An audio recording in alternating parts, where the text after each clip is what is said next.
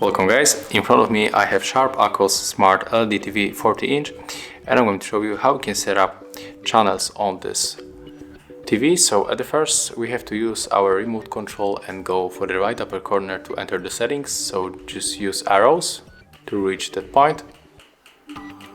Click OK and then switch to the channel. Click OK. And right now we can change, for example, the installation mode. So go below, then press OK.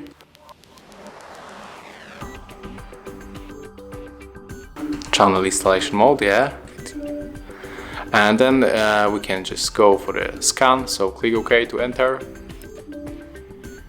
And here we can just set up all the scan mode or the scan type. So you can change it by using the left or the right arrows. So here we get, for example, the advanced and the quick setup. So if you want to get this one, for example, we have to go right now with the bottom arrow 3 times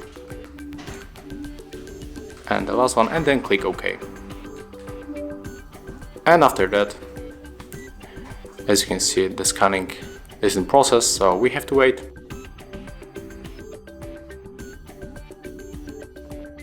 Okay, and as you can see, the scan is complete and right now we are able to use our smart TV.